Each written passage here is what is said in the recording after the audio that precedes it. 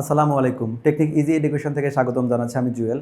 আজকের পর্বে আমরা সেট ফাংশন থেকে তিনটি খুব ইম্পর্টেন্ট এমসিকিউ প্রশ্ন সমাধান দেখব। আমাদের প্রথম প্রশ্ন যেটা দেওয়া আছে, এটা দেওয়া আছে এফ অফ এক্স সমান রুট ওভার এক্স মাইনাস যদি 1 হয় তাহলে এফ অফ 10 কত। এই টাইপের প্রশ্নটা শুধু আমরা খেয়াল রাখবো। আমাকে রিপ্লেস করছে কোথায়?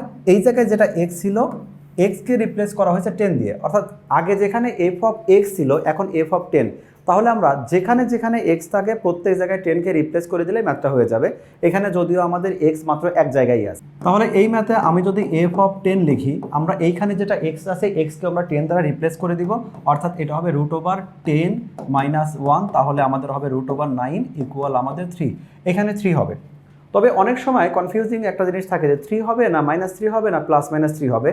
আমাদের এইখানে অপশনগুলোর সাথে মিলাই দেখি। অপশনের মধ্যে আমাদের পজিটিভ 3 আছে, নেগেটিভ 3 আছে। আমি ধরে নিচ্ছি যে এই একটা অপশন এরকমটা আছে, এই জায়গায় আমাদের সাথে সাথে আমাদের পজিটিভ 3 দিয়ে দিল, যে পজিটিভ 3 নেগেটিভ 3 দুটোই হতে পারে। আমাদের মধ্যে একটা কনসেপশন একটু গোলায় যায় যে রুট ওভার করলে প্লাস মাইনাস হয়। আসলে রুট ওভার করলে ভিতরে প্লাস মাইনাস হয় না, প্লাস মাইনাস হয় হলো সামনে আমাদের হয়। এটাকে যদি আমরা লিখি, আমি এখান থেকে একটু দেখাই, যদি আমাদের প্রশ্নটা কখনো এরকমটা হয়, এখানে এক্স স্কোয়ার ইকুয়াল 9 এরকমটা যদি হয়, তাহলে আমরা যখন বলবো এক্স ইকুয়াল কত, প্লাস মাইনাস রুট ওভার 9, অর্থাৎ স্কোয়ার যখন শিফট হয়ে যাচ্ছে তখন সামনে একটা প্লাস মাইনাস থাকছে আর রুটটা চলে গেল, তাহলে এই প্লাস মাইনাস আমাদের প্লাস মাইনাসই থাকলো। এই রুট ওভার 9 মানে শুধুমাত্র 3। যদি রুট ওভার 9 থাকে এর মিনিংটা হলো শুধুমাত্র 3, প্লাস মাইনাস 3 না। প্লাস মাইনাস যদি থাকে কোনো একটা ফাংশনের জন্য আমার আগেই সামনে প্লাস মাইনাস যাবে, ভিতরে ক্যালকুলেশনের জন্য না। তাহলে আমরা এই ম্যাথের সমাধান অবশ্যই পাবো হলো এখানে পজিটিভ 3, এইটা আমাদের কাঙ্ক্ষিত উত্তর। পরবর্তী প্রশ্নটা দেখি। এখানে দেওয়া আছে এস সমান এস একটা সেটের নাম দেওয়া আছে, যেটা x y such that x square plus y square minus 25 equal 0। এই সমীকরণটাতে সাথে আরও কিছু অ্যাড করে দিয়েছে, এটা একটু পরে দেখি। প্রথমে এই টাইপের সমীকরণ দেখলে আমরা বুঝে নিব এটা আমাদের একটা বৃত্তের সমীকরণ।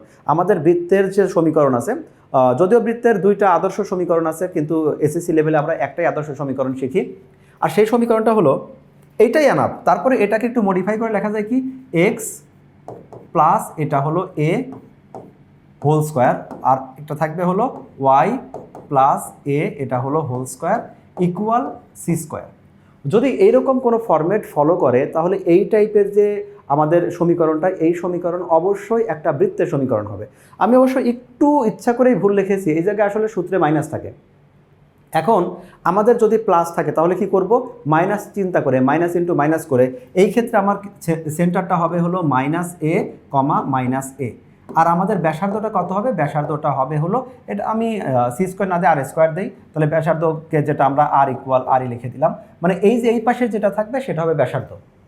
যদি এটাকে আরও স্পেসিফিকভাবে সংখ্যাতে তোমাকে বুঝাই, তাহলে ধরলাম যে আমি এখানে প্লাস মাইনাস দুইটা দিয়ে লিখবো, এক্স মাইনাস 2 এটা হলো হোল স্কোয়ার, আর প্লাস হলো ওয়াই প্লাস 2 এটা হলো হোল স্কোয়ার ইকুয়াল, এই যে এখানে 25টা আছে আমি এই 25 দিয়ে ধরো বোঝাচ্ছি, 25 যদি ওই পাশে নিয়ে যাই তাহলে পজিটিভ 25 হবে। এই পজিটিভ 25 এটাকে আমরা লিখতে পারি হলো 5 স্কোয়ার।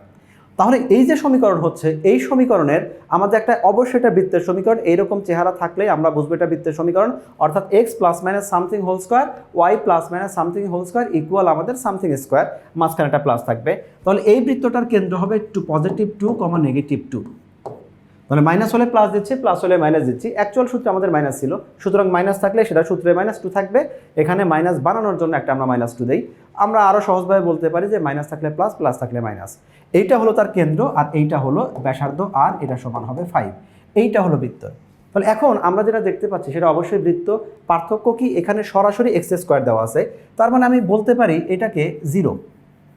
এক্স স্কোয়ার মানে এক্স মাইনাস 0 হোল স্কোয়ার, আবার প্লাস 0 দিলেও সমস্যা নাই। ওয়াই স্কোয়ার মানে এটাকে আমি কনভার্ট করে বললাম এটা হলো 0 হোল স্কোয়ার। তাহলে বৃত্তের কেন্দ্র যেটা হচ্ছে সেটা আমাদের 0 0 হচ্ছে। তাহলে এই বৃত্ত যেটা হবে এটা আমার একটা বৃত্ত হবে, যার সেন্টার হবে 0 0-তে, আর পাশাপাশি কি এটা ব্যাসার্ধ হবে হলো 5 একক। তাহলে এমন একটা বৃত্ত অঙ্কন করব যেটা সেন্টার 0 0 এবং ব্যাসার্ধ 5 একক।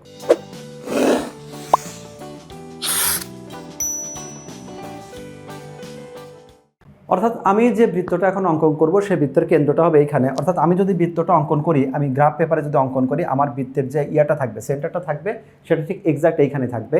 তারপরে যদি আমি বৃত্তটা অঙ্কন করি, আমি ধরলাম এটা আমি 5 একক দূরত্ব নিয়েছি, যদিও এটা 5 একক না, জাস্ট বোঝানোর জন্য এই কম্পাসে আমি যেটা নিব 5 একক।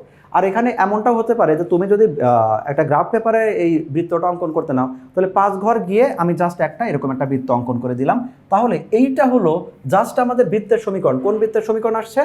এখানে যে আমরা বৃত্তটা দেখতে পাচ্ছি, এই বৃত্তের যে আমাদের লেখচিত্র, সেই লেখচিত্রটা এখানে আছে। এখন অবশ্য সাথে পরে একটা কথা অ্যাড করে দিল যে এইটা আমাদের এক্স, এটা গ্রেটার ইকুয়াল 0, তার মানে এক্স ঋণাত্মক হবে না। অর্থাৎ এক্সের আমার এই পাশের যে মানটা আছে, আমি যদি এটাকে মার্ক করে দেই, আমি বেগুনি কালার দিয়ে মার্ক করে দিচ্ছি, এইটা আমাদের হবে কি এক্স 0-র চেয়ে বড়। আমরা জানি এক্স পজিটিভ হলে ডান দিকে, নেগেটিভ হলে বাম দিকে। অর্থাৎ আমি এখন যতটুকু তোমাকে মার্ক করে দিচ্ছি, এই যে পার্টটা আছে এক্স শুধুমাত্র এই পার্টটুকের জন্য ভ্যালিড, আর এই পাশের যেটা আছে আমি এখানে জাস্ট ক্রস দিচ্ছি, এই পাশেরটা ইনভ্যালিড। আমি এখন যে বৃত্তটা অঙ্কন করছি, ওরা বলছে এই ব্যাসার্ধ নিয়ে এটাকে সেন্টার করে একটা বৃত্ত আঁকো, কিন্তু এক্সের নেগেটিভ দিকে যায়ও না, আমরা তাহলে বাম দিকে যাব না। অর্থাৎ এইখানে মার্ক করা যেটা দেখতে পাচ্ছি, এইটুকু অংশ আমার জন্য ভ্যালিড। এখন আমরা এক পাশ থেকে দেখি, প্রথম অপশন যেটা দেওয়া আছে অন্যটি ফাংশন নয়। আমরা জানি ফাংশন কখন হয়, যখন এক্সের একাধিক মান ওই এতে আমাদের ওই সমীকরণের জন্য প্রযোজ্য হয়, অথবা মান আমরা বের করতে পারি। এখন এই ম্যাথটাতে যদি আমি যে কোনো এক্সের যে কোনো বিন্দুতে আমি জাস্ট একটা সরলরেখা অঙ্কন করলাম, তাহলে এই বিন্দুতে এটা কি বোঝাচ্ছে? আমি ধরে নিচ্ছি এইটা হলো এক্স বরাবর 1 2 3 4, আর উপরে 1 2 3 4 5 6। এটা এমন একটা বিন্দু যেখানে এক্স এর ভ্যালুটা হবে হলো 4, আর ওয়াই এর ভ্যালুটা ধরলাম একটা 6 7 যাই থাক, কিছু একটা থাকবে। ঠিক একই ভ্যালুটা আমি যখন এইখানে যাব, এই যে এই বিন্দুটার জন্য কিন্তু আমরা এক্স একই ভ্যালু পাচ্ছি। তার মানে এইটা যদি x4 হয়, এখানেও আমাদের x4 থাকবে। এখানে হয়তো y এর ভ্যালু 6 হতে পারে, কারণ যেহেতু সুষম বৃত্ত হচ্ছে। মূল কথা, আমরা যদি কোনো একটা লেখচিত্রে y অক্ষের সমান্তরাল একটা রেখা আঁকি, আর ওই রেখাটা যদি ওই আমাদের লেখচিত্রকে দুইটা বিন্দুতে ছেদ করে, তার মানে x এর একাধিক মান রয়েছে। অথবা তুমি একদম সহজভাবে চিন্তা করো, এই দুইটা বিন্দু তুমি চিন্তা করো, এটা x এর জন্য নির্দিষ্ট মান গিয়ে উপরে, x এর জন্য এই একই মান গিয়ে নিচে। x এর মান যেহেতু রিপিট হচ্ছে, তাহলে এটাকে আমরা ফাংশন বলতে পারি না, এটা শুধুমাত্র অন্যয়। আমাদের দ্বিতীয় অপশন বললো লেখচিত্রটি আমাদের একটি অর্ধবৃত্ত। হ্যাঁ, আসলেই আমরা বৃত্ত অঙ্কন করেছিলাম, কিন্তু আমাকে বলেছিল যে এক্স এর নেগেটিভ দিকে যাওয়া যাবে না। তাহলে এক্স এর নেগেটিভ দিকে না যাওয়ার কারণে এই যেটা অংশ মার্ক করেছি ভ্যালিড, তার মানে এটা একটা অর্ধবৃত্তই হচ্ছে। থার্ড অপশন যেটা ছিল অন্যটি লেখচিত্র এক্স অক্ষের ওপর অর্ধতলে থাকবে, কিন্তু আমরা দেখতে পাচ্ছি এক্স অক্ষের অর্ধতলে না, এই যে আমরা তো এটাকে ওয়াই অক্ষ বলি, এটা ওয়াই, এটা আমাদের ওয়াই প্রাইম নিয়ম অনুসারে। তাহলে আমরা এই যে বৃত্তটা আছে সেটা আসলে ওয়াই অক্ষের অর্ধেকের উপরে অবস্থিত আছে, অর্থাৎ ওয়াই অক্ষের উপরে এই আমাদের অর্ধবৃত্তটা আছে। তাহলে আমাদের তৃতীয় যে অপশনটা পাচ্ছি, এই তৃতীয় অপশনটা ভুল। তাহলে আমরা যদি সঠিক অ্যান্সারটা খুঁজতে যাই, তাহলে আমরা ক নাম্বারে দেখতে পাচ্ছি 1 আর 2, এইটা হবে আমাদের কাঙ্ক্ষিত রেজাল্ট। আমরা 3 নম্বর প্রশ্নে চলে যাই। এখানে বলা আছে এফ অফ এক্স সমান √(x-1) হলে এফ অফ এক্স সমান √(x-2) ইকুয়াল টু হলে এক্স এর মানটা কত? তার মানে যার মান নাম এফ অফ এক্স, তার নামই হলো এখানে 2। ইকুয়েশনটা খুবই সিম্পল, আমি এখানেই ক্যালকুলেশন করে দেখাবো। তাহলে এখানে বলে দিচ্ছে যে এই যে মানটা আছে, এইটুকের মান হবে, এই মানটাও হবে হলো পজিটিভ শুধু 2।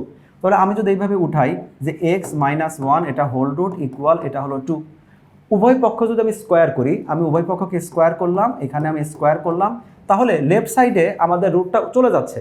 রুট যদি চলে যায়, আমি লাইনটা এখানে লিখছি, তাহলে আমাদের রুট চলে গেলে শুধুমাত্র x-1 থাকবে, আমাদের স্কোয়ার রুট কাটা গেল, আর রাইট সাইডে যে 2 স্কোয়ার এটা ইকুয়াল 4 হলো। তাহলে এই 1কে যদি ওই পাশে শিফট করে দিই, তাহলে x সমান 4 + 1 = 5। আমরা x এর মানটা পাচ্ছি 5, এখানে আমাদের 5 মিলে যাচ্ছে ক নাম্বারে। তাহলে এইটাই হলো আমাদের সঠিক উত্তর। আশা করি তোমরা আজকের ক্লাসটা বুঝতে পেরেছো, এবং পরবর্তী 24 ঘন্টা আমাদের পাওয়ার জন্য টেকনিক ইজি সিরিজের সাথেই থাকো। দেখা হবে নতুন একটা এপিসোডে, ততক্ষণ পর্যন্ত আল্লাহ হাফেজ।